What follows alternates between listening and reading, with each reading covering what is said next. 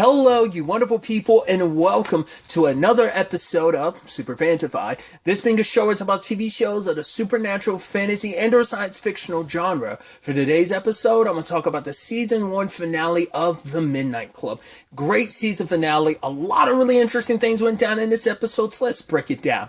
Well, first and foremost, we get that opening at the beginning where we have a young Julia going and meeting the real Aseso. So like my whole theory about her being Aseso was like completely wrong because she actually meets the real person, and all the lines that she said calling her the bright girl and everything, you're like, oh, so it's almost like one cult person passing it on to a future cult person, and just like it all becomes a little reciprocal. Now it's like she kind of like almost tried to indoctrinate like Ilonka into all of this. So like obviously people treated her because she was able to get away with everything because it was like I didn't mean to do it. It was kind of an accident when once again Athena was like, no, my mom 100% did it on purpose. So there's the whole situation. Julia was so desperate to be healed that she believed in all of this, and it's like, right, I see you for who you are, the good that you're trying to do. And even Aseiko being like, yeah, I was betrayed by my own blood because she wanted to kind of everything that she wanted, she was going to pass it on to Athena, but Athena betrayed her. But now she sees it in Julia. She's the one that came up with the whole like, backstory of like, Julia disappeared. Once and again, like, wasn't it for like a month or something, or maybe it was just a few weeks? Because she was like, yeah, you want to stay with me a week, maybe longer? I'll give you a nightgown. You would go in the woods, run around in it, get it as muddy and dirty as possible, and we'll sell this story so no one ever knows that you were really here. Working with me. And it's like, once again, calling her a bright girl and stuff like that, because she's like, I see it in your eyes. The same thing, once again, the same spiel that she would eventually, years down the road, would eventually give to Ilonka. So now back to present day, like Athena's trying to stop Julia but lets her go because she's a doctor and she needs to help all those other people, so Ilonka helps too. And so, obviously, Ilonka played a role in this. She didn't know things were going to turn out that way. But I also put that on Stanton, too, because I'm like, you didn't... there's a kind of a crazy lady that lives near you. At no point did you warn anybody. I mean, I guess maybe she was completely unaware that Stanton... Because once again, the only person who interacted with her and her group was Ilonka.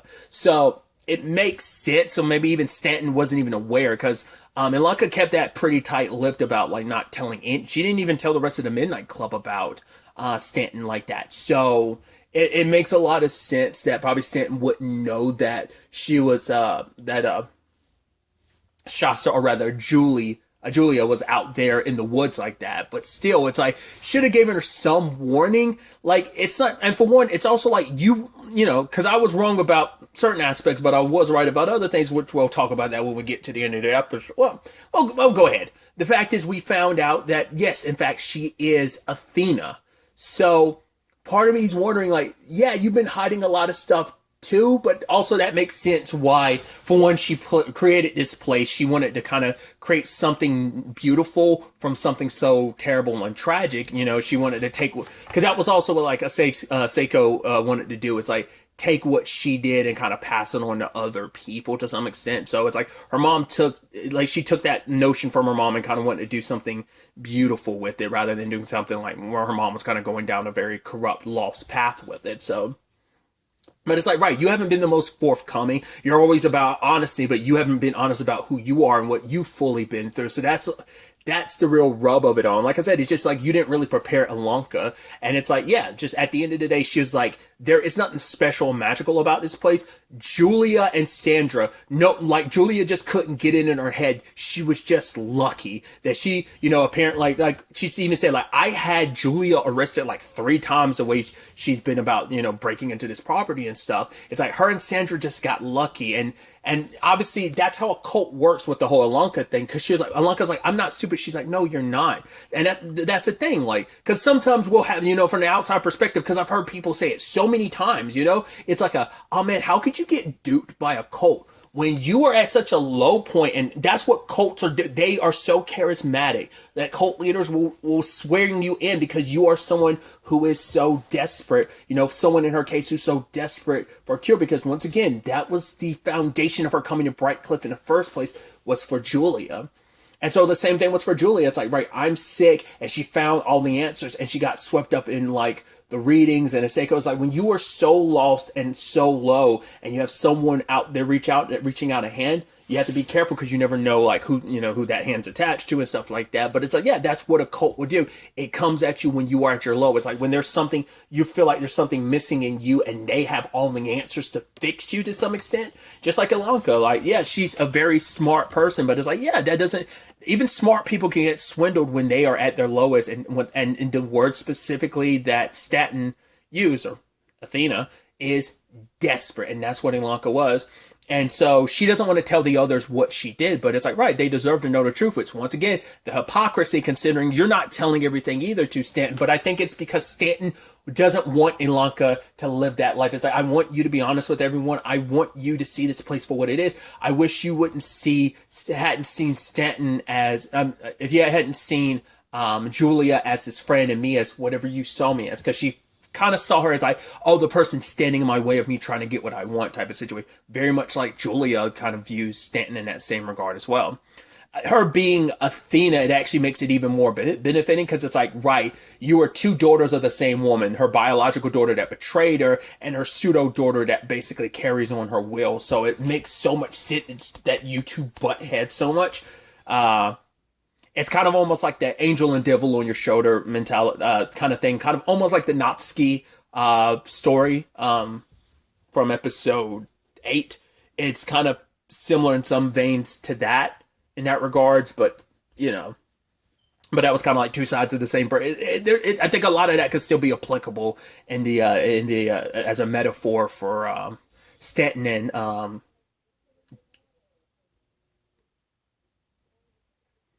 Julia's circumstances, but either way, Ilanka feeling so bad about this kind of felt like she had no right to stay here anymore. So she was like, right, like family days like right around the corner. So I'm gonna like talk to Tim about it, and I'm just gonna leave.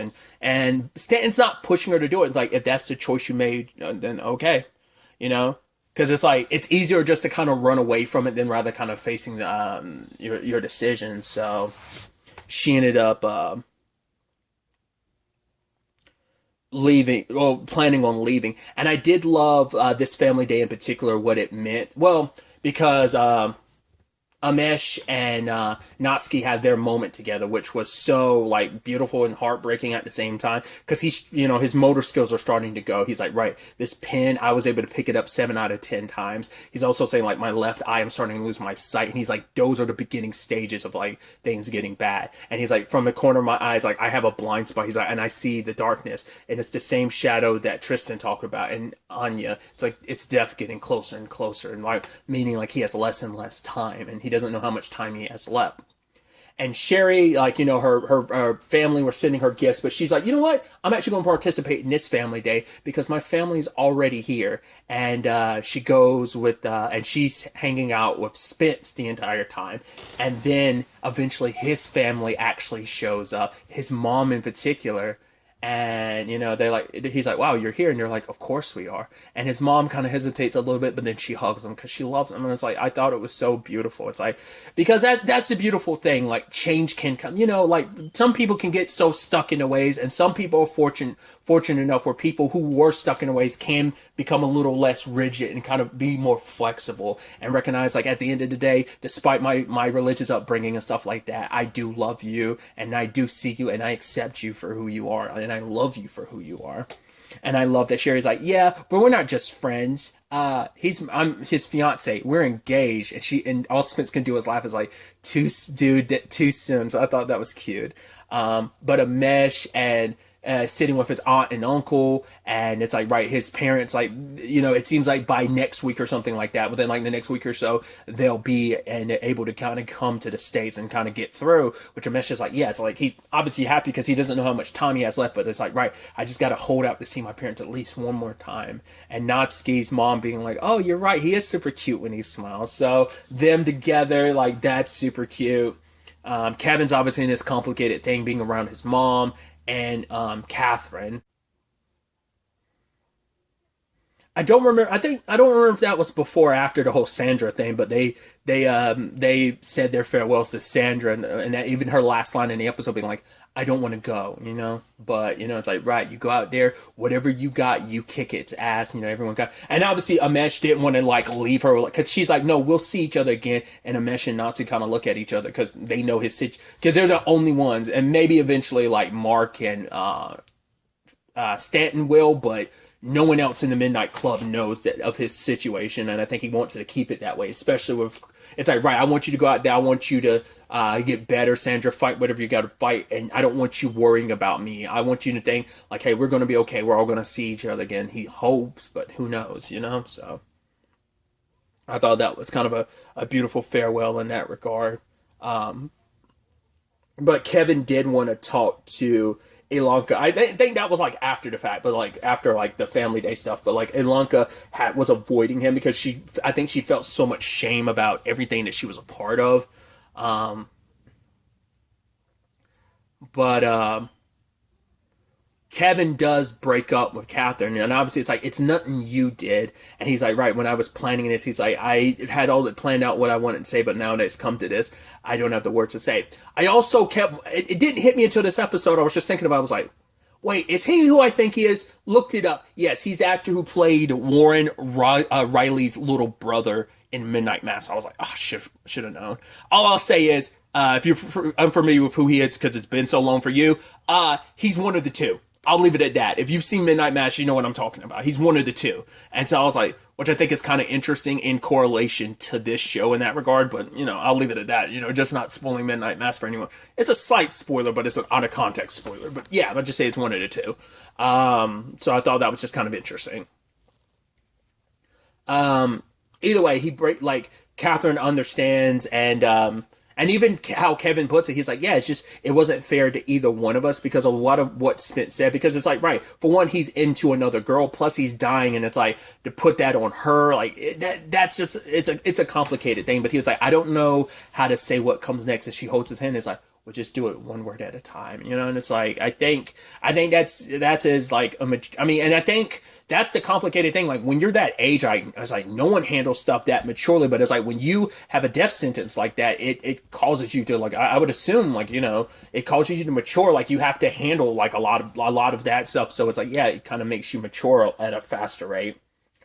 I think when Alanka saw everyone she cares about, like, that everyone kind of, yeah, like it's not like everyone was in a bad place or whatever, but her coming here now, looking at everyone kind of, dealing with their respective situation, and like Spitz and sitting down with Cherie and because like Cherie was like kind of avoided family day because it's like, right, she didn't feel like, because her family could never show up, but it's like, no, this is my family, and especially with how close her and Spence have gotten, I thought that was a very beautiful thing. But Alanka seeing how like happy everyone is, and she ends up meeting Rhett, and it's like he found, like, he didn't give Anya his new number when they moved, and I'm sure for him he regrets that. But what made him come here is because he found her obituary, and he found out, like, it's like, oh wait, because he read it, and it's like, it was really good, and it's like, whoever wrote this really knew Anya. She's like, Alanka's like, I wrote it. He's like, yeah. And it's like, yeah, like, they both laugh about the fact, it's like, oh yeah, she could be a real stubborn bitch, but obviously it's like letting Rhett know, it's like, at the end of the day, she loved you. Like, obviously she knows she made a lot of mistakes, and there's some stuff that she left to me that I figured you should have it, because I know she would want you to have it. And one of them was the ballerina figurine, but the leg is fixed. And at first I was like, I didn't know what that meant, but I think in the grand scheme of things, based on what Ilanka says at the end, I'm like, it's supposed to be a sign that Anya, because what did Anya say? I would fight tooth and nail and scream and do what I can to leave you a sign. And I guess that's supposed to represent Anya's sign to them that it's okay, from the other side, the great beyond. So when the time comes, it's time for the Midnight Club to reunite, and this time Kevin's planning on ending the story. Now it's about ending. Sheila is the final victim, and I thought that was so beautifully done. The two stories both one by, I didn't even think about it at the time, one by Kevin, one by Ilanka, the two stories that were never completely told now get to be finished. It's kind of sad that like Anya and Sharon aren't here to hear it, but I think it's also a thing of like, right, those stories will look past them and kind of get eventually passed on. Because even Amesh was like, yeah, maybe we should like move these chairs and stuff, but it's like, no, like, we're going to leave them for like the future people who come, like, or in case anyone else comes back, type of situation. So it's like, let's leave these chairs here. I should also note, I kept saying 7. It's 8 people in totality because I was referencing last episode. It's like there were 7 at the time, but it's like 8 people in totality. So like, once again, it's like I'm basing out on just that little summary I read that there were 5 characters in the book. So I wonder, is that's supposed to mean like there's 3 characters they made specifically for the show? Either way, putting all that aside, Kevin continues his story. And it's like, yeah, Sheila's the next victim. And he's like, right, it was always going to end that way. He always knew it, that he'd end up hurting someone he cared about because he always hurts them. And so he ends up inviting Sheila over. And while Sheila's investigating, she ends up finding a picture of his grandfather with the symbol. I'm like, okay, so it is what I thought it is. It's a legacy thing, because I was like, I figured it had to pass down from person to person, because I didn't know if it was like a familial thing or not. And because I might have guessed a familial thing, but I was like, right, because this is a killings that have been happening for decades. That's why the detective couldn't believe Sheila's theory of it being a high school student. It's like, no, these killings have been going on for 40 years. Well, it passed on from his grandfather to his mother, and now it's been slowly seeping into him. It hasn't fully taken over him, but it's been a slow process. But he ends up, despite everything, despite not wanting to hurt her, he was about to attack her, but he stops. And in that moment, his mom comes crawling in on the ceiling and is trying to force his hand, but Ilanka ends up killing her. And in that moment, his mom comes back she's like, Dusty, I love you, and dies. And in that moment, all the spirits that were tied to Dusty's murder are there, and Sheila can see them, including Nancy. And I guess they're all finally able to move on, because there was even that moment when Dusty called up Sheila. Nancy's ghost was in front of him, shaking her head like, please don't do this. But when it was all said and done, she tried to tell Dusty, like, hey, it's okay, you didn't know what you were doing. He's like, but no, I did know what I was doing. This thing, it possessed my grandfather, but then the moment he got too old for it, it went to my mom. But the moment my mom had her stroke and she couldn't move, like, her hand or whatever, like she needed to, it's been seeping into me. And in that moment, now that his mom is dead, it fully controls him, but there's still enough of him inside that he doesn't want to hurt Sheila, so he strikes himself and he asks her to kill him. But when the time comes, it's like, right, for him, it's like any doubts he had, for him, the proof in the fact is that at the last second she held back and didn't kill him proves that she loved him. And so he's going to be locked away. But it seems like this thing goes from family member to family member. So it's a direct generational thing, passing to the next generation. Because he doesn't have any kids, whatever it is will stay, for one, locked in with him for as long as he's locked up, but also most likely will die with him because he has no kids. So it's like, at the very least, he has the solace knowing that she's okay. Obviously, he gets locked up in a mental facility, and because they cannot really admit, like, oh, this is some immortal killer passing from person to person. Like, how do you explain that story? So obviously, the evidence suggests. Once again, the evidence could easily be like, oh, his grandfather did it, then his mom did it, and then he did it, and that's it. Like, you could just be like, something's wrong with the family. That's how they knew the ins and outs of, like, maybe the detective. I feel like that's still your wiggle room around it. Maybe that's even her perspective on, like, okay, that makes sense how the killer was able to know details they shouldn't know. But Sheila will be the one who knows the truth, because anyone else couldn't possibly know the truth. So he's kind of locked up now, and he's asking for the music to be turned up. And in that moment, with the music turned up, I guess that's how he tries to drown out the voice of the creature inside of him. And that's how Dusty ends the story, because for him, it's like, it's a giant metaphor for, like, right, the fact is he feels like he constantly hurts the people around him, especially the people he cares about. And it's like, yeah, here I am, and now I get to spend the rest of my life alone. But Ilanka didn't like the end of that story, so she completes her story. And so, sadly, Ben ends up dying. Once again, the universe gets what it's owed. And now it's like for Imani, it's like she tried to change the future, and it still got what it's owed, but now it's like she's in the situation of Ben died, Scotty's still in her circumstances. It's like, right, at the end of the day, I can't change the future, I can't change the past, but what I can do is fix my mistake. And we never actually found out why her mom did what she did. That was also part of the reason why Imani like started down this route. But I wonder, is it because she felt like she failed in some shape or form? So it's like, no, like maybe there was some correlation of just like, I gotta fix a mistake I made. Maybe she felt like it was my shortcomings as a doctor or something that failed this little girl, so I have to correct that in this particular case, and end up sacrificing her life in the process. So Imani makes a decision she's going to do the same thing for Scotty, but when the time comes, she ends up in the woods with her mom, and her mom takes her back to, eventually leads her back to the park, and is like, right, this is our spot. You can save your friend, but it will cost you your life. You have your entire life in front of you. I get it. You made a mistake. That shouldn't have to be defined by you. It's okay. Like, you shouldn't punish yourself for it. But for her, it's like, no, I need to make this right. So, mom, please help me. So it's like, right, her mom gave her what she needed to help Scotty. And when she comes back, she tells Scotty, like, no, you're supposed to be alive. But Scotty's like, it's okay. She's like, I'm learning that, as time is going on, she's been trying to get back to her body, but she can't. And I guess that energy is almost supposed to be like a thread of fate. Like, the moment it dwindles and fades, it's supposed to be like, you, as Scotty put it, you float away. And it's like, I'm sorry, Imani's sorry about everything. It's like, but you need to live, so just take this. And it's like, if you can, please hold on to this. Remember this. Remember me. And Scotty does wake up, but that's when Ilanka stops the story, because she's like, I'm sorry, I can't. And then, because Sherry's the only one we haven't gotten a story from this season, so she takes up this story. She like finishes it up, like, Scotty waking up, and it looks like it looks like Imani's just sleeping on her, and it's like, right, her being the stubborn bitch that she is, she refused to like let them stop her from going with Imani's body to the morgue.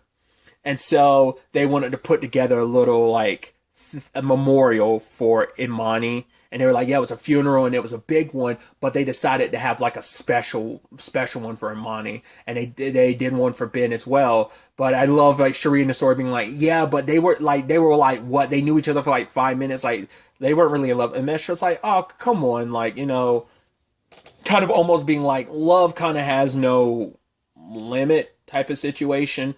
Time is like so wibbly wobbly. We don't know. And she's like, oh, fine. There would have been a little baby Imani and a little baby Ben running around or something like that. And the master's like, oh, you have like no romance, Sheree. He's like, let me bring this home. Let me take over from here. And he did his beautiful thing. And he's like, oh yeah, Luke and Becky. And then, Spencer's like, but Becky died. It was a whole thing. He's like, yeah, but let's not get too caught up in that. And then eventually even Sharon's character from her story ends up showing up as well. And all of them are together, and they look in the water and see kind of a vision of like, because they were like, right, what is a dream if not like, a window into maybe another world, another reality? Because I've heard, dreams kind of described that way.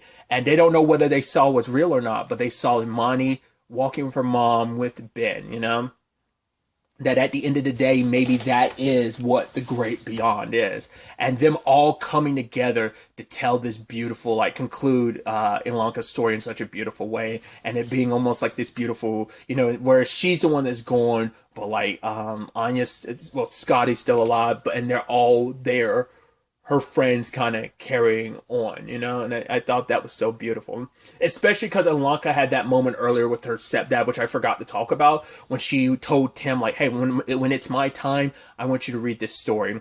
And it was this beautiful thing of just like, right, when I'm gone, people die, but love doesn't. So share the love. Like always, like, share any hugs or anything you had for me, share it with other people, spread it. That's how you keep me living on, like that love, passing it, you pay it forward type of situation. And I thought that was so beautiful. It's, and especially because in that moment, she called him dad and not Tim. Because I think every other time she's always referred to, like, yeah, she says like her foster dad, she says Tim. I think in that moment when he was crying and like they hugged, I think she called him Tim. I don't think she called him dad. I don't think she's done that before. Maybe she has, but it felt like, felt so perfect in that moment, Maybe it was just, maybe I'd never really taken stock of it before. So, Ilanka told everyone about what she did, but I think in the end it kind of didn't change anything. And obviously they talked about the end of his story. She's like, right, just because she's like, you can't go through life without hurting people. And it's like, right, there's kind of not much you can do about it. That's just kind of the lay of the land. That's just kind of how life is. But just because you end up hurting people doesn't mean you deserve to be alone. Because that's what the whole story is about, for him feeling like, right, I hurt people in some shape or form. I always do, and I deserve to be alone. And it's like, right, I broke up with Catherine because there is someone else. It's like, you, Ilanka, yes, you made a mistake. You did what you did, but you did what you did out of hope. That's what you've been since you've come here. Like, you've been that breath of, like, hope for us. And she's like, yeah, but I'm dying. And he's like, yeah, but dying isn't an excuse not to live. And so they kiss, and I thought that was beautiful. It's like, right, we're both running out of time, but that doesn't mean we shouldn't take this chance to live our lives. And then, so, and obviously it ends on the whole Stanton being Athena thing, but there, obviously the way that's kind of set up kind of suggests like there is still plenty story to tell. So it is October 30th at the time of recording this, because I've been very sporadic with like my recordings for this series. So at the time of recording this, it's still unclear whether or not Netflix is bringing the show back for a second season. Obviously, like I said, there's story to tell. I want to do a little bit more research and see and compare and contrast like how much of the story from the book this adapt, or is it going to be kind of a thing of maybe it took a kind of like Lovecraft Country, how that took an approach compared to the book. I'm curious, like, is this going to be kind of a similar thing, or is there, because it seemed like they are giving this like yes, there's the story element and everything, the journeys that these characters are going through, who telling the stories, but also their stories, which the stories that they're telling are extensions of their own stories, but also like with all this Paragon stuff. So I'm assuming all that was also in the book. So the fact is we haven't gotten a conclusion to the whole Julia thing, or a Say-So thing, or Athena thing. I guess that kind of shows like, right, there's still room to tell for that story. So I'm assuming that's, still plenty of story from the book to tell, but I'm curious, like, how much of the story we've covered have we done? Like a third of the book, half the book? Because that would determine like how many seasons this show should get. Like if we're like halfway through, it's like,